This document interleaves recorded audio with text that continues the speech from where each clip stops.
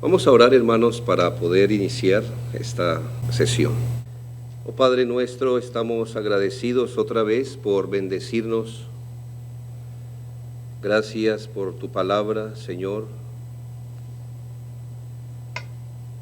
porque tú eres, o tu Hijo es nuestro profeta a causa de nuestra ignorancia, para poder entender, reconocer tu voluntad. Gracias por enviarlo como nuestro Maestro, quien también como pastor nos enseña, nos ayuda a aquella vida que al Señor le agrada. Danos esa gracia, Padre. Pues te necesitamos como discípulos.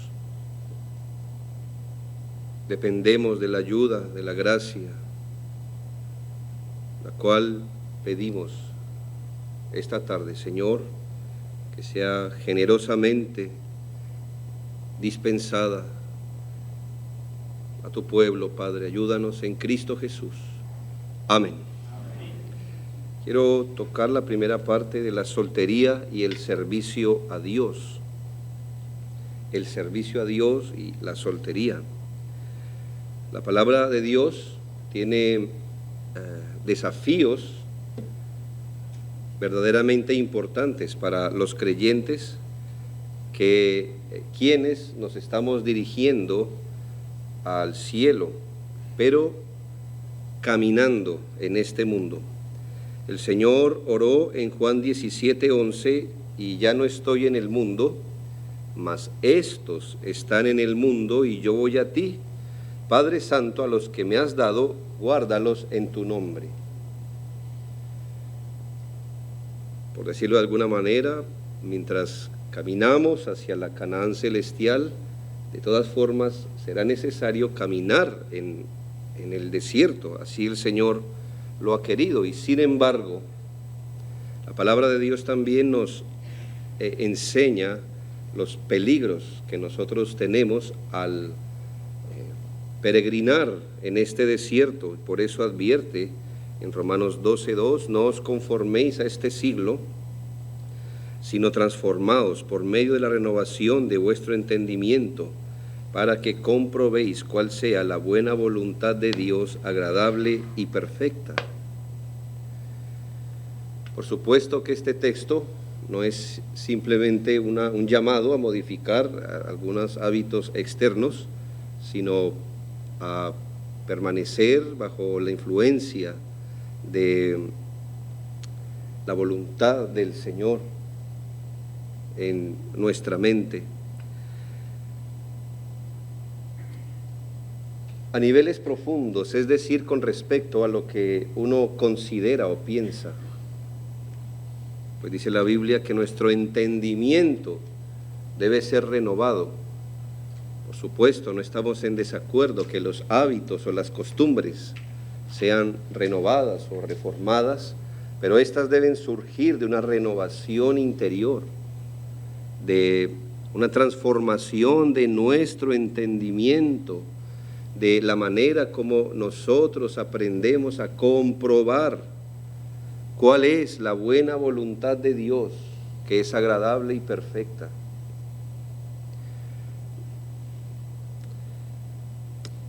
A menudo encontramos creyentes solteros en nuestras comunidades absteniéndose de todas aquellas conductas que son propias de los solteros del mundo, a nivel de la costumbre, de los hábitos, de lo que es externo. Vemos que en general los jóvenes en las iglesias, los solteros en las iglesias, no andan en las disoluciones, en relaciones inapropiadas, en modas vanas, en vicios, inmoralidades penosas.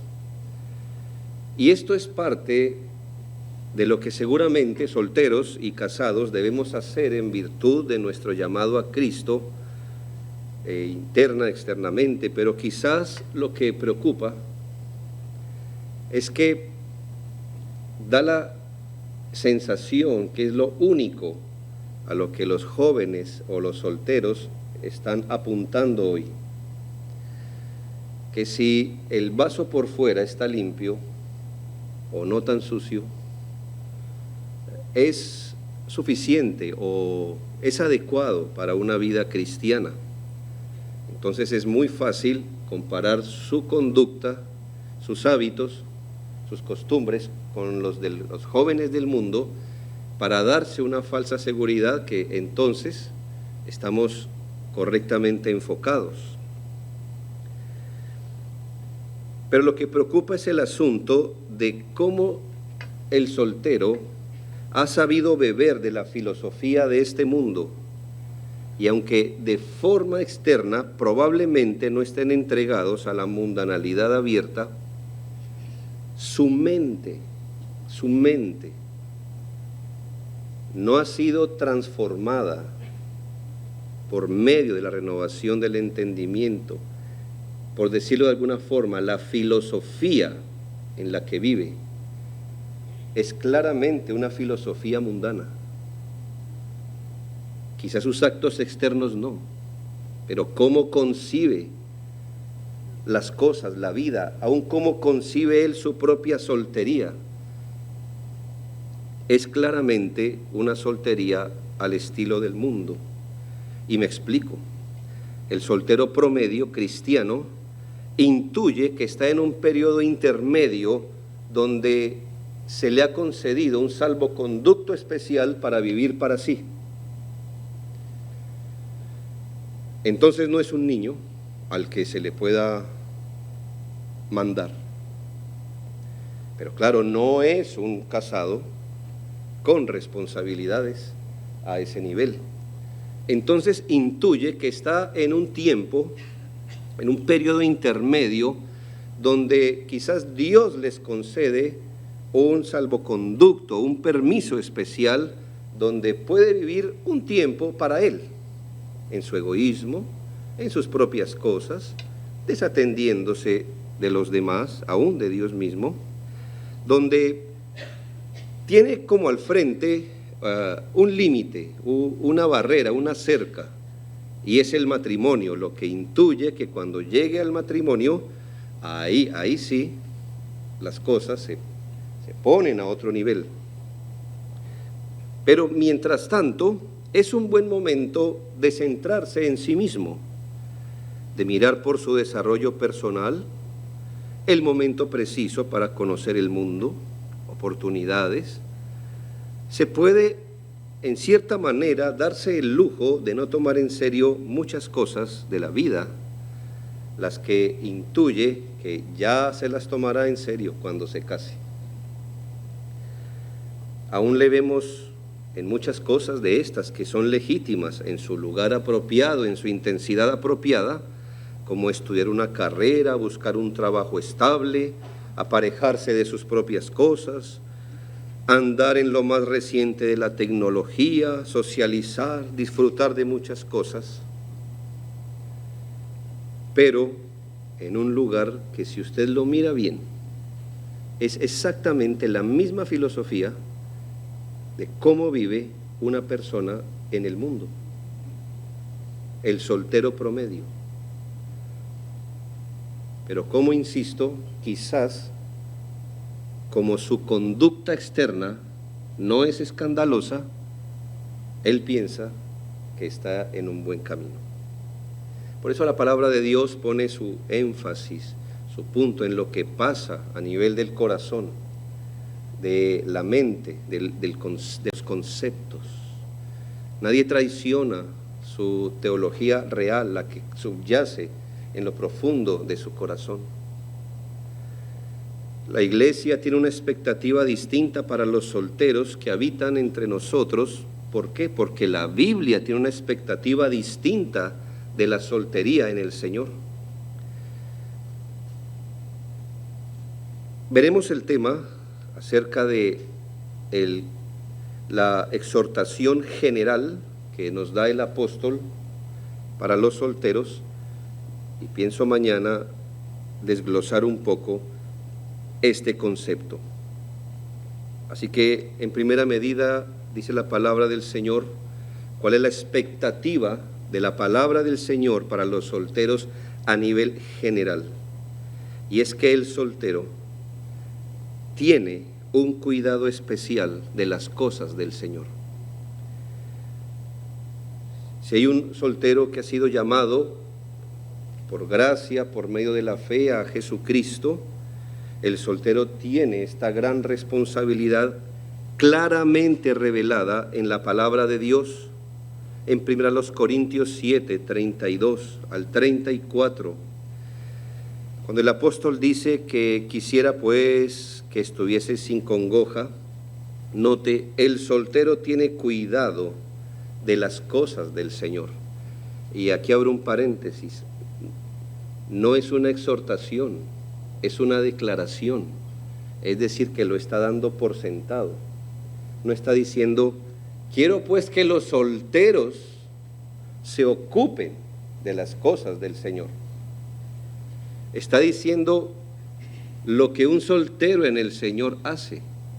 Dice, el soltero tiene cuidado de las cosas del Señor, de cómo agradar al Señor, pero el casado tiene cuidado de las del mundo, de cómo agradar a su mujer. Hay asimismo diferencia entre la casada y la doncella. La doncella tiene cuidado de las cosas del Señor para ser santa así en cuerpo como en espíritu, pero la casada tiene cuidado de las del mundo, de cómo agradar a su marido. Aquí hay un contraste obvio entre el casado y el soltero y debemos ser cuidadosos, como decíamos anteriormente, en entender qué es lo que se está contrastando aquí. Aquí no se está contrastando que el soltero vive para Dios, pero el casado no. O sea, qué pesar. Hasta cuando usted quiera servir al Señor, ahí cásese, porque ahora sí se puede ocupar de su marido y de las cosas de esta vida. No es lo que se está contrastando aquí. No debe ser entendido así, porque el matrimonio no es el fin o la abdicación de nuestro servicio al Señor. Más bien el matrimonio debe ser entendido como el anexo, una obligación anexa a las que ya como cristianos teníamos anteriormente. Así que si como solteros estábamos ocupados en las cosas del Señor, al ser casados, esta primera no se quita. Lo que usted va a hacer es aumentar, responsabilizándose de su cónyuge o de su matrimonio, la primera responsabilidad, ¿verdad? Así, no es que usted diga, ahora ya, hasta aquí serví al Señor, ahora me concentraré en lo mío. Más bien a la primera responsabilidad le anexa otra. El apóstol no ni siquiera está sugiriendo que los casados tienen cuidado de su cónyuge en detrimento de las cosas de Dios. Ni el matrimonio es ni puede convertirse en un escape para delegar a otros el cuidado de las cosas de Dios que todos debemos tener. Probablemente en este contraste entre el casado y el soltero, no estamos hablando de la naturaleza de los asuntos en los que los casados y solteros han de ocuparse. Más bien es una cuestión de énfasis, mayor libertad e intensidad. Me explico. No estamos hablando que en el caso del casado o el soltero, la naturaleza de su ocupación es distinta. No, la naturaleza de su ocupación es la misma, es honrar a Dios, glorificar a Dios, ocuparse del Señor. Quizás el asunto que se está contrastando es más bien en énfasis, mayor libertad o intensidad en la que cada uno puede servir al Señor. Por ejemplo, la búsqueda de la santidad es la misma. No hay una santidad versión juvenil y una versión adulta. De hecho, la palabra de Dios nos exhorta a los creyentes a buscar la santidad. Así que la naturaleza del asunto que se exige es la misma y sin embargo cada uno la desarrollará en el contexto, en una intensidad, quizás en una providencia específica. No hay una piedad juvenil porque no hay una Biblia para niños o para jóvenes, es la misma Biblia, como tampoco tenemos Biblias para mujeres ni para ancianos. Tenemos lo mismo exactamente escrito para todos. Y es necesario atender a esto. Ahora, ¿cómo se busca? ¿En qué contexto? ¿En qué intensidad? Eso más bien es el énfasis, o más bien el contraste que está haciendo aquí el apóstol. Los medios de santificación por el Espíritu son los mismos. No por ser joven se ora menos, por ser casado se ora más. Ni hay diferencia en los medios de gracia a los que los solteros o casados debamos acudir para fortalecer la fe en nuestro Señor. En el texto se enfatiza las maneras más directas y naturales de servir al Señor que tenemos por la condición que tengamos, sea casado o soltero. Casados y solteros debemos ocuparnos de las cosas del Señor. Ya después definiremos qué es eso. Estoy construyendo. Debemos ocuparnos de las cosas del Señor. Es la ocupación del soltero, es la ocupación del casado. Pero el matrimonio conlleva un llamado a servir al Señor bajo una providencia, y la soltería es un llamado a ocuparse de servir al Señor en otra providencia. El apóstol da por sentado, e insisto en esto, no es un deseo, ¿quién diera que los solteros se ocuparan de las cosas del Señor? Sino que lo está dando por hecho. El soltero se ocupa de las cosas del Señor, o tienen cuidado de las cosas del Señor. Note entonces la exhortación general, y esta está dada en una exhortación negativa y una positiva. Negativamente el apóstol dice: quisiera pues que estuvieseis sin congoja. La palabra aquí usada en el texto en que está siendo dado afirma de algo que usted tiene que hacer, pero bajo afán, o algo que le oprime el alma. La vida matrimonial, como insistíamos, tiene algunos asuntos que pondrán una dificultad a esa condición. Y el apóstol Pablo dice: pero en el caso de los solteros, quiero que estén sin esa congoja. Asuntos que consumen tiempo, energías y pensamientos, que son propios de alguien casado, con el que debe seguir al Señor, no lo experimenta un soltero. No estoy muy seguro, hermanos, de cómo es el ánimo de la madre que a las 2 de la madrugada se levanta a amamantar a su hijo, pero me supongo que no es el mejor estado mental para escribir un libro o algo así.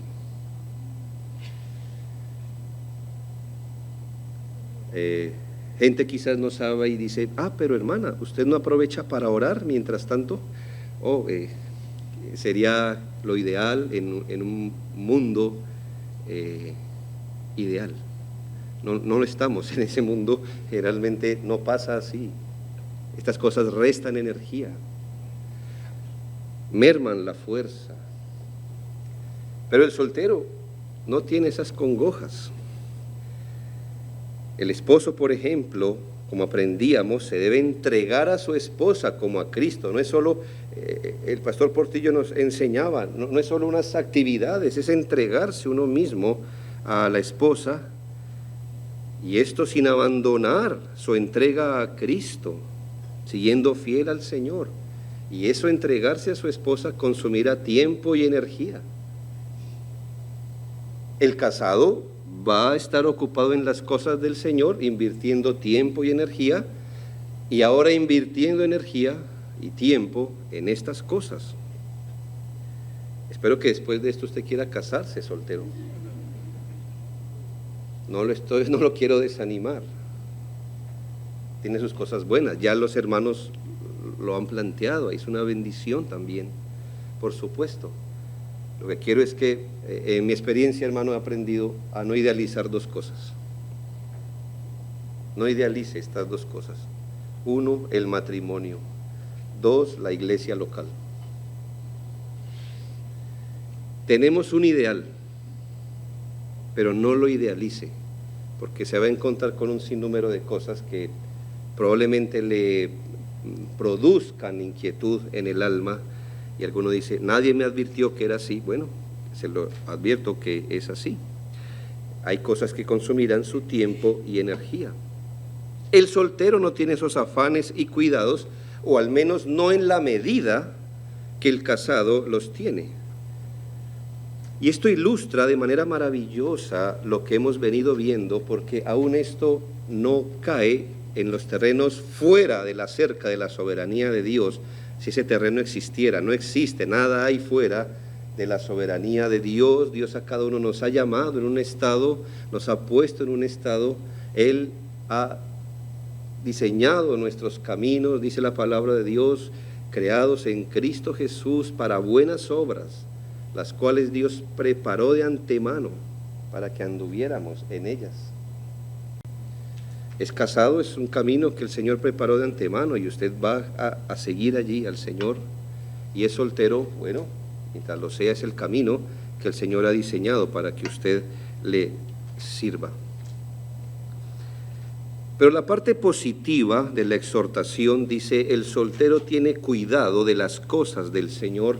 Y aquí la palabra usada, tener cuidado, es una palabra interesante en su original, porque significa literalmente estar ansioso, preocupado, afanado, interesado y hasta afligido. Ya que no hay mejor diccionario que la misma Biblia, yo quiero solo hacer este ejercicio con el fin de que usted y yo contemplemos la intensidad de esta palabra que el apóstol Pablo dice, el soltero está ocupado en las cosas del Señor. Esta palabra, o que el soltero tiene cuidado de las cosas del Señor, miremoslas en otros textos. Y como le digo, mire cómo se usa la misma palabra en otros textos y usted me dice cuál es el tipo de cuidado que la Escritura habla o usa cuando usa esta palabra. Por ejemplo, en el Sermón del Monte, en Mateo 6, 25 al 34, esta palabra es usada 5 veces, pero solo voy a leer una. No os afanéis por vuestra vida, qué habéis de comer o qué habéis de beber, ni por vuestro cuerpo, qué habéis de vestir. Esa palabra, afanarse, es la misma que el apóstol usa cuando dice, el soltero tiene cuidado. Y yo le pregunto, ¿cómo se afana la persona común por el comer, beber y vestir? ¿Cómo es el afán que muestran? ¿Cómo es ese sentido que hay? Usted notará, y en un texto paralelo nos habla de una ansiosa preocupación, de algo que realmente lo presiona por dentro a una persona, lo mantiene inquieto. Bien, esta palabra que el Señor Jesús usa en Mateo 5 es la misma que se usa allí en Corintios.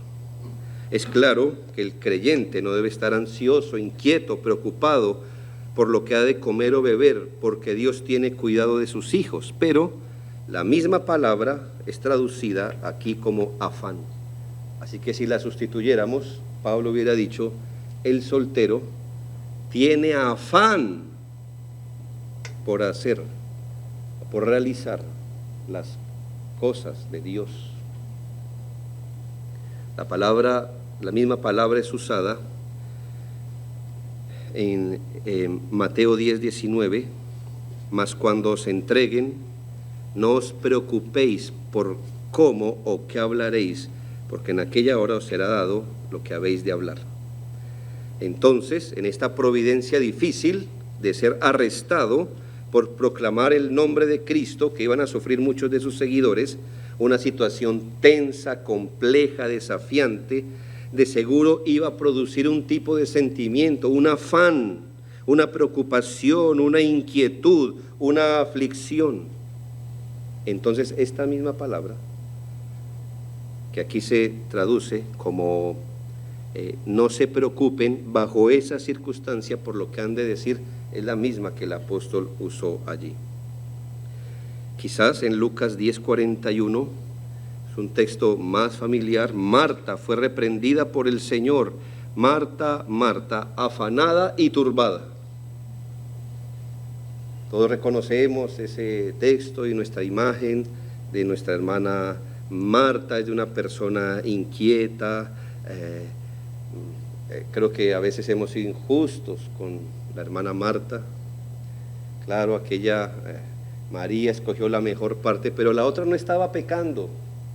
Es decir, en ese momento no estaba mirando su teléfono o algo así. Hermanos, no sé cuál sería la actitud de una ama de casa cuando ve venir 13 hombres a su casa en esa época a posar en su casa. Así que esta mujer empieza a hacer sus cálculos mentales, ¿verdad? Son tantas personas, comida, alojamiento.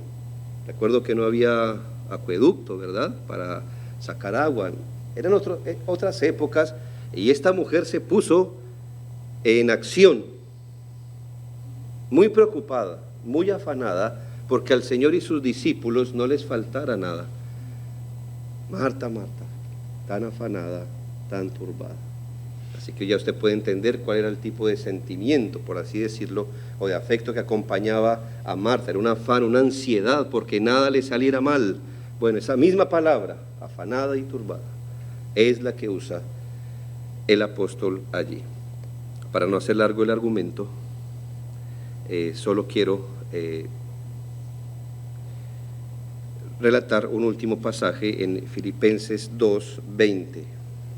En Filipenses 2:20, Pablo dice de Timoteo: pues a ninguno tengo del mismo ánimo, y que tan sinceramente se interese por vosotros. Porque todos buscan lo suyo propio, no lo que es de Cristo. Esta palabra interés aquí, que sinceramente se interese. Pablo, hubo algo que le llamó mucho la atención de Timoteo, y dice Pablo: he mirado alrededor, ¿quién más se ha cargado en su corazón con lo mismo que carga mi corazón? Y no he encontrado nadie más que cargue su corazón con estas cosas del Señor que Timoteo. Timoteo es la persona de un mismo sentir que se interesa sinceramente por ustedes. Esta palabra interés. Mi pregunta es: ¿cómo se habrá cargado en su corazón Timoteo con la suerte de las iglesias, del progreso del reino de Dios? Me imagino que no era algo superficial, no era algo liviano. Este hombre realmente se cargó su corazón con las tareas del reino. Esta misma palabra, interés, es la que se usa en Corintios. Todo esto se lo digo para que armemos una definición robusta. Y esto es que el Señor dice que el soltero, y lo da por hecho, está concentrado, ansioso, afanado, interesado por hacer o por servir al Señor. ¿Se parece a la descripción, más o menos, a lo que caracteriza al soltero cristiano hoy? Se le ve el afán, o al menos lo tiene, el afán, la ansiedad, ese interés que los pastores tengamos que decirle: un momento, ya déjese encaminar. O todavía estamos orando para que el Señor no se lleve de nuestras iglesias aquel anciano, aquel hombre de años, porque si él se va nadie más serviría.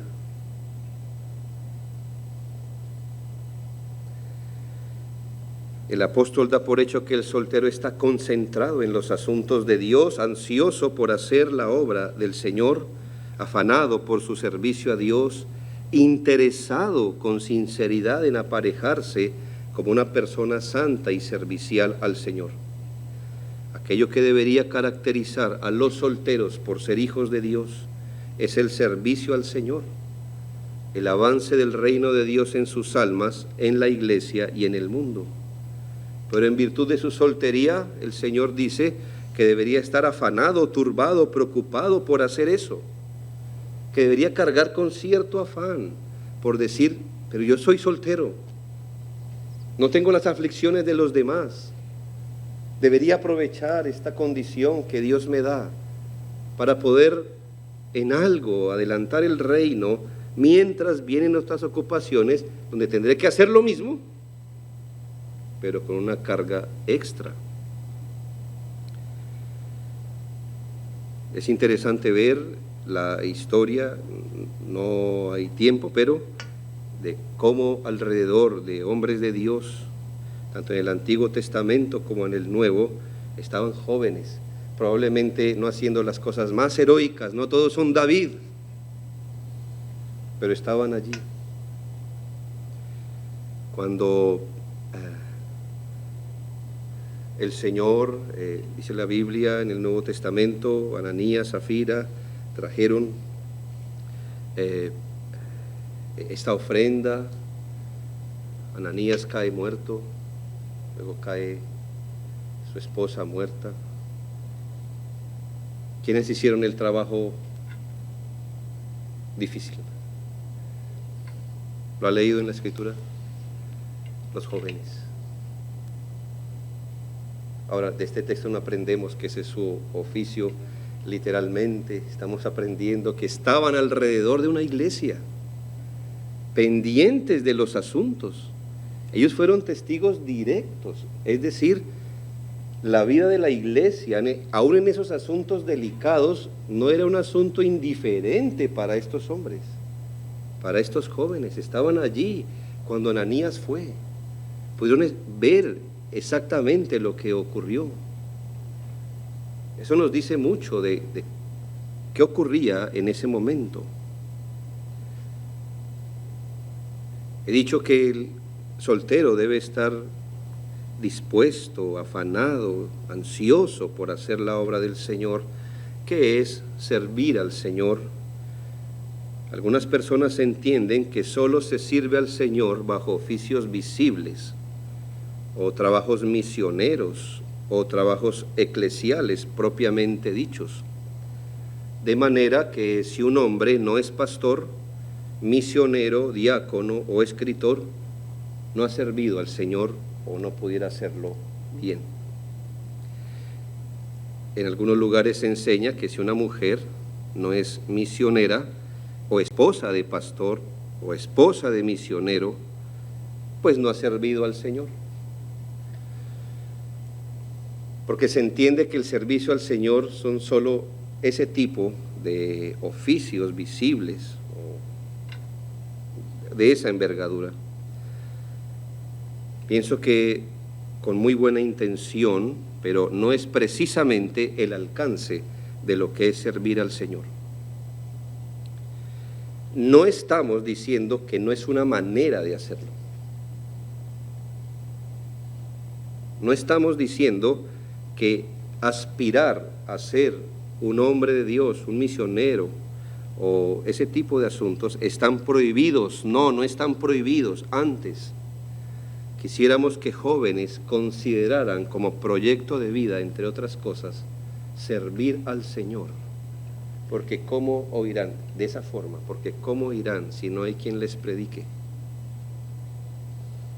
Es decir, no estoy diciendo que eso esté prohibido y que solo estoy diciendo que no es la única manera, pero sí todavía es legítimo y todavía, hermanos, en nuestros países hay lugares que aunque puedan tener una explicación de evangelio, todavía las obras de Dios son tan débiles que se apreciaría que hombres a corta edad tengan como proyecto de vida ofrendar su vida a las misiones. Nosotros mismos en nuestro país, por lo que estamos agradecidos, quizás no es el mejor escenario, pero todavía, hermanos, somos bendecidos por lo que hombres jóvenes, misioneros en su momento llegaron a tierras latinoamericanas, hermanos. con mejor intención que buen idioma, pero hicieron la obra del Señor. Y los apreciamos, hermano. No sabemos cuántos pasaron. Hombres que su proyecto de vida fue ese. Quisiéramos que más jóvenes consideraran hoy servir al Señor, que oraran con la ayuda de sus padres, pastores, por si quizás Dios les quisiera usar en este tipo de tareas que alguien debe hacer. Considere, por ejemplo, que Hudson Taylor comenzó sus trabajos en China aproximadamente a los 21 años. 21 años, es un hombre muy joven. David Brainerd empezó sus trabajos de misiones a los 24 años. Jonathan Edwards escribió sus resoluciones a los 19. Usted puede no estar de acuerdo con todo lo que él escribe en sus resoluciones, con lo que eso significa, pero al menos usted puede mirar dónde estaba el corazón de este joven a los 19 años. Amy Carmichael fue a servir a India a los 24 años. Si retrocediéramos, encontráramos a un Lutero a sus 34 años como un hombre soltero escribiendo sus 95 tesis, a un Calvino a sus 26 años empezando a escribir las instituciones de la religión cristiana, a un John Gill en su adolescencia, bebiendo de los léxicos, siendo autodidacta para luego volverse erudito en lenguas orientales. Si un jovencito no podía comprar un libro, pero iba a la librería de su pueblo y allí se ponía a leer los léxicos. Qué interesante pasar la adolescencia así, ¿verdad? Leyendo léxicos de lenguas orientales. Esto no está prohibido, esto es válido aún. Usted, querido joven, tiene un gran privilegio. Usted puede preguntar a sus pastores y a pastores aquí, que nos han acompañado desde aquí y nos han explicado la palabra, ¿cuándo fueron sus deseos y empezaron a hacer la obra del Señor? Y va a encontrar que fueron jóvenes, que no es que no tenían nada más que hacer o no fueran inteligentes para otra cosa, pero que pensaron en el cuadro más grande. Sus nombres no estarán en ninguna placa, pero le han dado forma al reino de Dios donde quiera que han estado. En su juventud. Le estoy diciendo que eso no está prohibido. Al menos en nuestros países es difícil encontrar personas que digan, yo quisiera servir al Señor así. Lo que le estoy diciendo es que es válido y nos muestra que la soltería y la juventud son épocas favorables para esto. Y sin embargo, ¿qué de aquellos que no reciben estas dotaciones y llamados especiales? ¿También pueden servir al Señor? Por supuesto. Un autor nos ayuda a entender que servir a Dios no significa que primordialmente y principalmente estemos llamados a hacer ese tipo de labores visibles. ¿Qué es un siervo?, pregunta él. Es alguien que está sujeto a un amo. Es alguien que deja de lado sus propios deseos e ideas y lleva a cabo las órdenes de quien lo emplea. Un siervo es alguien que está en el lugar de la sujeción, de la obediencia, regulando su conducta de acuerdo con la voluntad de otro. Y en esto consiste el servicio cristiano: someterse a la autoridad de Cristo, hacer su voluntad, andar conforme a sus mandamientos, procurar agradarle en todas las cosas, ya sea que nos designe para arar la tierra, extraer carbón, fregar pisos o predicar la palabra. ¿En qué consiste servir al Señor? Someterse a la autoridad de Cristo, hacer su voluntad, andar conforme a los mandamientos, procurar agradarle en todo, independientemente la vocación que el Señor nos dé en esta vida. El joven, dice la Biblia, está ocupado en estas cosas. Ahora, estableciendo el marco general, mire las exhortaciones particulares. El apóstol no simplemente se limita a decirnos el soltero tiene cuidado de los asuntos del Señor, sino que enseña los términos particulares. Los miraremos en 4 asuntos principales, y el primero nos habla de ese servicio o ministerio de agradar al Señor. Versículo 32. Mas quiero que estéis libres de preocupación. El soltero se preocupa por las cosas del Señor, de cómo puede agradar al Señor. Note cómo lo dice el apóstol. Primero nos dice, deben estar ocupados en las cosas del Señor. Ahora nos va a decir, o nos va a orientar más bien, ¿qué es eso de estar preocupado por las cosas del Señor? Y lo primero es, ¿cómo puede un soltero agradar al Señor? Esa hágala su ocupación, soltero. Pregúntese, ¿cómo puedo agradar al Señor en esto? Eso es servir al Señor. Y debería estar ansioso preguntándose, ¿y aquí cómo puedo agradar al Señor? La búsqueda de cómo agradar al Señor debe ser uno de los afanes del soltero. Claro, no busque la voz interior, porque allí probablemente se le den ideas erróneas, se nos dé una manera de cómo buscar qué es lo que le agrada al Señor. ¿Dónde lo buscaría? En la palabra de Dios. Por eso el soltero debe estar muy interesado en tratar de buscar por medio de la palabra de Dios cuál es la voluntad de Dios agradable y perfecta, para que la pueda reconocer y así pueda seguir esa voluntad de Dios y pueda ser agradable al Señor. La palabra aquí que usa el apóstol de agradar al Señor es la misma palabra que se usa en Romanos 8:8, donde se contrapone a vivir a la carne.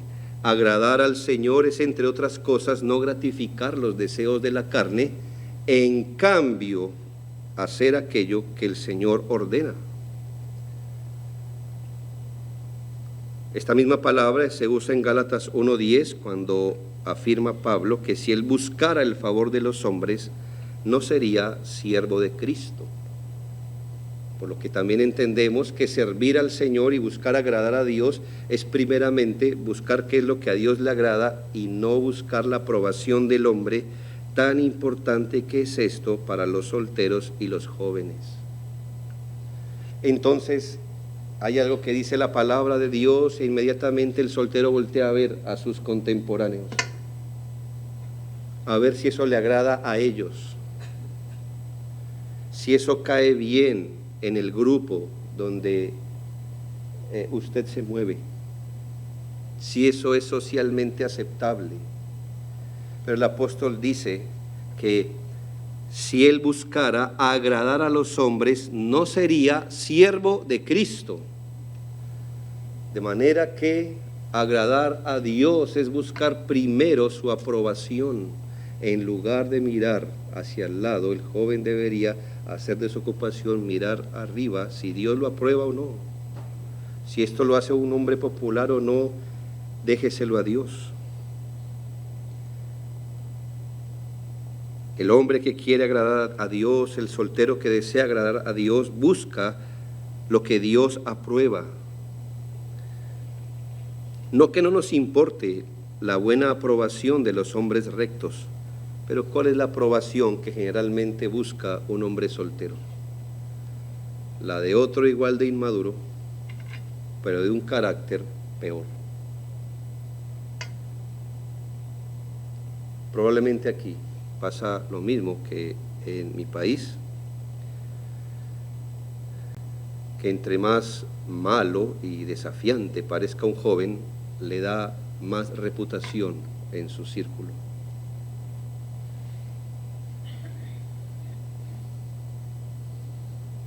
Es decir, no basta con buscar la aprobación del hombre, sino ojalá ganemos la aprobación del hombre más degradado y más oscurecido de la gracia común. ¿De eso se trata? No, hermanos. Buscar la aprobación primero de Dios. Haga de buscar la aprobación de Dios una tarea. Eso no es fácil. Aún los adultos estamos trabajando con la ayuda de Dios en esto, pero entrene su alma soltera, su alma juvenil a esto. Busque imitar al Señor. Vaya a esa ocupación. Si un joven se entrena en esto, hay decenas de asuntos que en un futuro matrimonio o familia ya usted estará adiestrado a hacer o a saber dónde mirar. Así que no es cualquier cosa. Usted se entrena con la gracia de Dios a saber dónde mirar. Cuando hay un desafío en su vida, se va a ahorrar decenas de problemas. Tendrá otros, pero se ahorrará bastantes. ¿Por qué? Porque ha comprobado en los días de su soltería que agrada al Señor en este contexto. Ahora, en lo mismo que se entrenó, lo hará en exigencias mayores. Lo segundo que el apóstol habla es de la búsqueda de la santidad o mayor consagración a Dios. Ciertamente, en los términos del versículo 34, parece que le habla solo a las doncellas. Pero hermanos, en el orden común de lo que Pablo habla, está hablando la soltería en general y dice así: hay asimismo diferencia entre la casada y la doncella. La doncella tiene cuidado de las cosas del Señor para ser santa, así en cuerpo como en alma.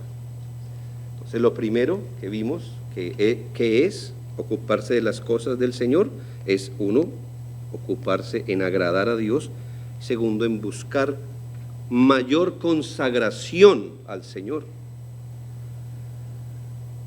La palabra usada aquí es la palabra comúnmente usada en el Nuevo Testamento para denotar pureza moral o la consagración al Señor. Ya que tenemos en el contexto inmediato una luz, en 2 Corintios 7:1 dice: así que, amados, puesto que tenemos tales promesas, limpiémonos de toda contaminación de carne y de espíritu, perfeccionando la santidad en el temor de Dios. El soltero, así como todo cristiano, debe trabajar en aquel departamento que da como fruto una mayor santificación. Y en este texto, ese departamento que produce una mayor santificación se llama el departamento del temor de Dios. Perfeccionando la santidad en el temor de Dios. Así que quiere perfeccionar la santidad, hay que trabajar, hay que pasar un buen tiempo, gastar buenas energías en ese departamento llamado temor de Dios. El desarrollo de esa conciencia de la grandeza y santidad de Dios que sobrecoge el alma y nos lleva a vivir siendo conscientes de la vista escrutadora de Dios para reverenciarlo y honrarlo. ¿Sabe que esa conciencia se desarrolla? Esa conciencia no viene de una vez y para siempre. Esa conciencia se desarrolla junto a la palabra de Dios en oración. El temor de Dios es algo que se va desarrollando en nuestros corazones, y los solteros harían bien en invertir su soltería, ya que hay tiempo y más energía un poco, para trabajar en el temor de Dios. No hay otra manera de temer a Dios si no se le conoce.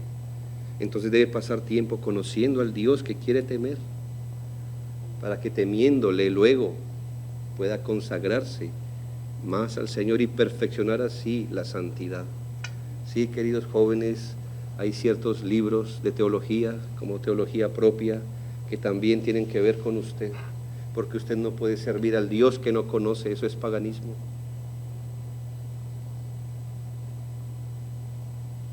¿Quién dijo que cuando apareciera la primera cana, ahora sí, que me esperen a comprar un libro de teología? mientras tanto puedo, con las biografías más fáciles de leer. Eso no está prohibido, pero usted tiene que conocer a Dios. Usted tiene que pasar tiempo para dejar que cosas como las que hemos aprendido, Dios omnipotente, omnisciente, Dios soberano, impregnen su alma. Le dé una perspectiva de quién es usted, quién es Dios. Y temiendo a Dios, pueda entonces perfeccionar su santidad. Esa es una ocupación, es la ocupación de toda la vida, pero debe ser la ocupación y la ansiedad de un soltero. Pero dice el texto, para ser puro en cuerpo como en alma. Lo uno y lo otro. El alma y el cuerpo. ¿Cuántas tentaciones, peligros tienen los jóvenes hoy? No hay pecado nuevo debajo del sol, creo, pero hoy día hay mucha más facilidad directa para acceder a cierto tipo de pecados desde muy joven.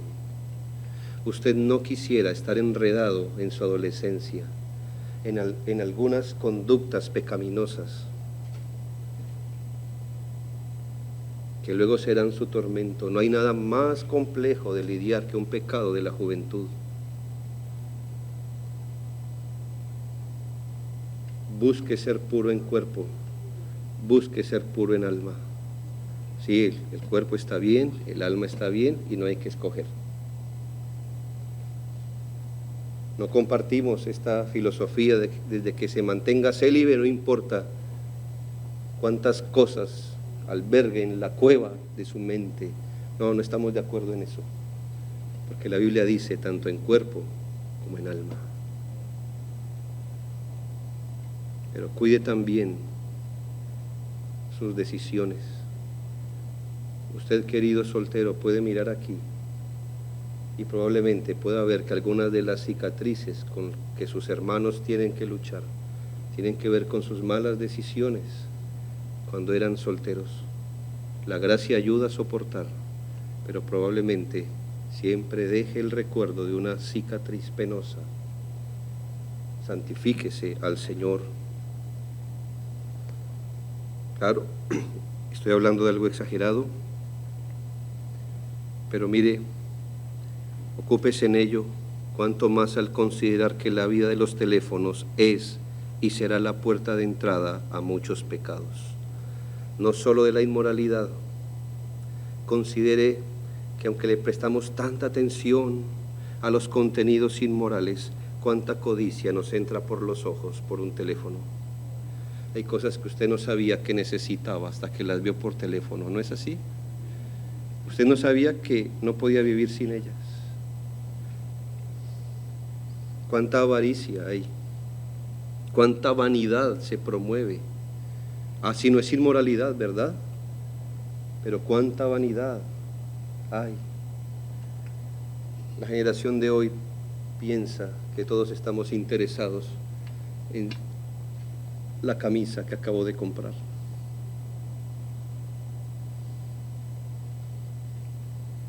Si nadie se lo ha dicho, yo se lo diré.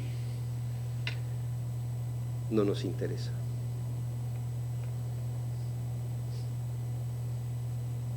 Gracias por mostrarnos lo que no es de nuestro interés.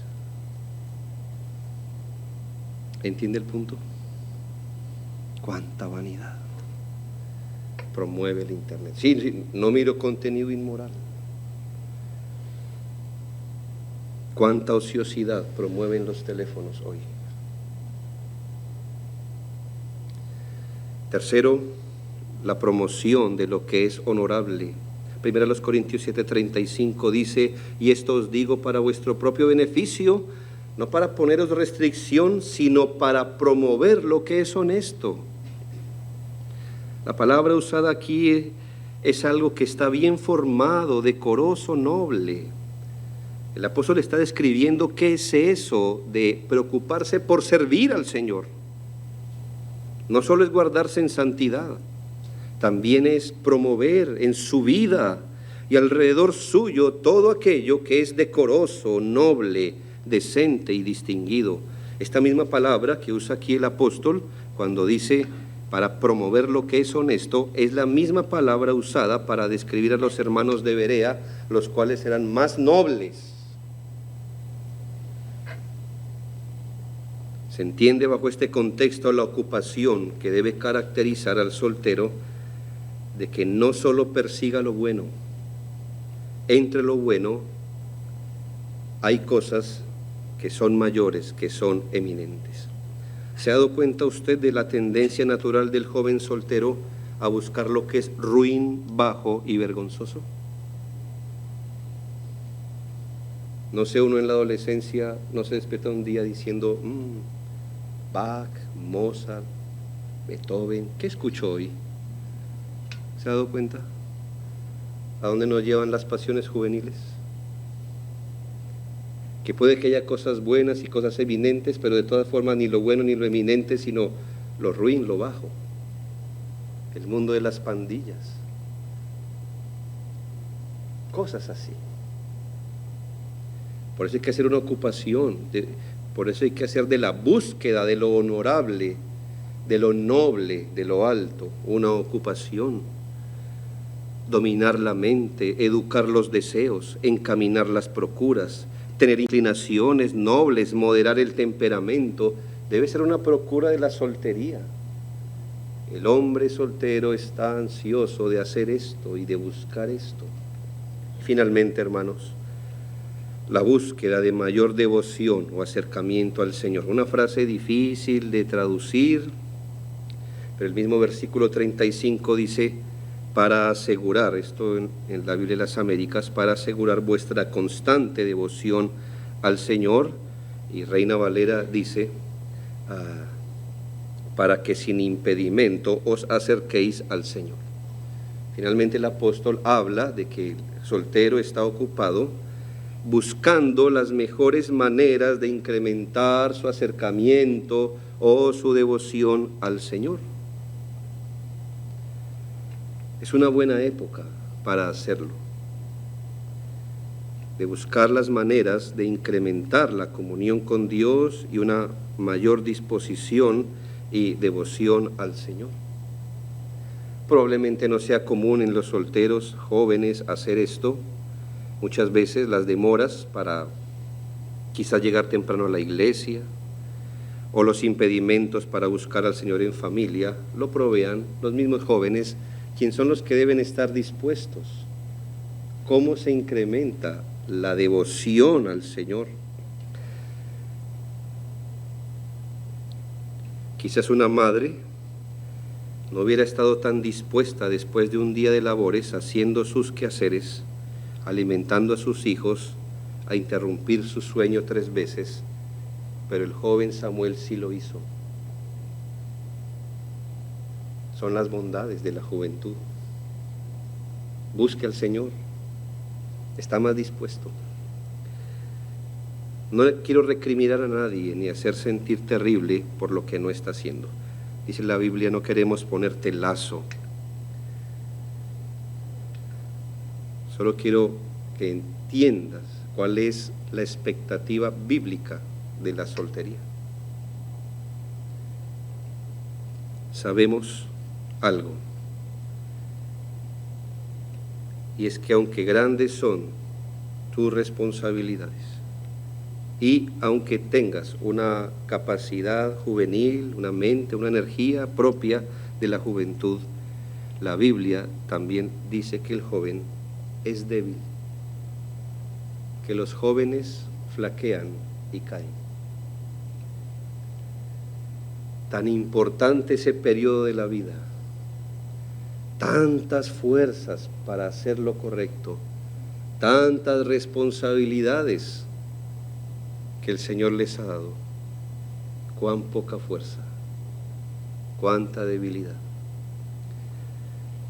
Pero para hombres débiles y pecadores, el Padre envió a su poderoso Hijo, el Señor Jesucristo. Y para precisamente los débiles, el Padre y el Hijo enviaron a su Espíritu para hacer de débiles y pobres hombres fuertes en la gracia. Usted, con su propio recurso no puede ser un joven que agrade a Dios, ni un soltero que lo agrade, como los casados tampoco. No tenemos en nosotros mismos, ni siquiera la estructura matrimonial nos comunica una gracia especial para obedecer. Pero el Señor lo ha dispuesto a través de Cristo y por su Espíritu para darnos la capacidad de hacer y de procurar hacer las cosas como al Señor le agrada y consagrar así nuestra vida al Señor. Él conoce nuestras debilidades. La vida de fe no es fácil para nadie en nuestras diferentes demandas. Pero el Señor ha provisto para nosotros todo el recurso de gracia para que podamos beber y adelantar así nuestras ocupaciones en su reino. Cárguese con esa ansiedad, querido soltero. Cárguese con ese afán por servir al Señor. A veces encontramos que son los casados, los ancianos, los que llevan esa preocupación, siendo que el soltero tiene una mejor providencia en ese sentido para darse a estas tareas. El soltero debe estar afligido, interesado, esmerado, preocupado por cómo el Señor es glorificado en toda su vida. Haga de esta su ocupación. Le decía en la introducción, hermanos, y eso a usted le suena lejano, pero un día, muy pronto, usted dirá, la juventud se ha ido. Yo lo comprobé el lunes, creo. No lo comprobé, lo refrendé. Ya lo sabía. Probablemente en algunas épocas yo hubiera corrido detrás de un balón mucho tiempo. Y ahora nuestros hermanos alentando y ni con sus oraciones podía yo moverme. Y así pasan las cosas, ¿verdad, hermanos? Todavía nos acordamos cuando éramos niños. El tiempo es corto y ahora no tenemos fuerzas y miramos hacia atrás y quizás hubiéramos querido una oración más, un libro más, un culto más, para ser más fuertes y hacerle frente a la vida cristiana en otras etapas de la vida. Usted tiene esa oportunidad y que el Señor le ayude a abrazarla y aprovecharla. Oremos al Señor. Otra vez, Señor, encomendamos estas palabras a ti, Señor. Toma estos pocos panes y peces y multiplica, Señor, su aplicación, su extensión en las vidas de cada uno según las providencias que cada uno tenga. Enséñanos a temer al Señor, enséñanos a seguirle en sus términos y aprovechar cualquier providencia en la que tú nos hayas puesto para servir a nuestro Dios. Es un privilegio, Señor, ser tus siervos. Y si quieres llamar a jóvenes aquí, a llevar la cruz desde jóvenes, qué privilegio sería para ellos. Llámalos, corrige al que quizás, Señor, en un descuido ha cambiado el centro de su vida, al que se ha desenfocado quizás. Gracias por procurar nuestro bien siempre, por darnos tu palabra, por recordarnos las obras que hemos de hacer en dependencia a Cristo. Y esto oramos, Señor, con gratitud en Cristo nuestro Señor. Amén y amén.